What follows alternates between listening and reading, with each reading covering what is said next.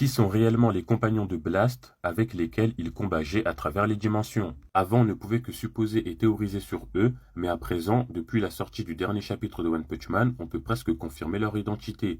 Du moins de deux d'entre eux. Car en effet, dans le dernier chapitre de One Punch Man, on a appris l'existence du multivers. Un multivers composé d'une infinité d'univers parallèles, résultant d'une infinité de possibilités émanant de l'univers de base. Ce qui implique que tous les personnages de One Punch Man possèdent une version alternative d'eux dans chaque univers parallèle. Et on a trois compagnons de Blast qui sont venus l'aider lorsqu'il essayait de canaliser l'énergie de Saitama et Garou.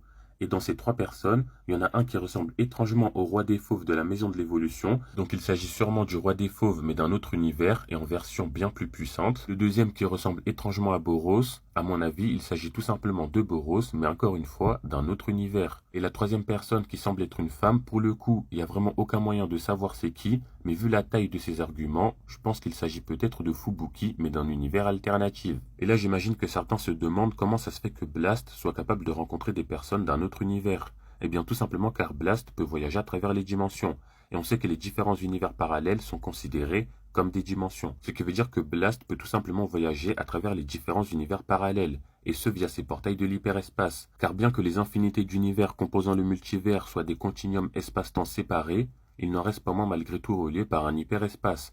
Et c'est justement en empruntant cet hyperespace via ces portails spatio-temporels que Blast peut voyager à travers les différents univers parallèles. Enfin bref, en tout cas j'ai vraiment hâte d'en savoir plus sur eux et de les voir à l'action, car ils ont vraiment l'air extrêmement puissants. Et il y a trois éléments qui nous le prouvent. Premièrement, ils semblent tous capables de manipuler l'espace-temps, la réalité du cosmos et voyager à travers les dimensions tout comme Blast.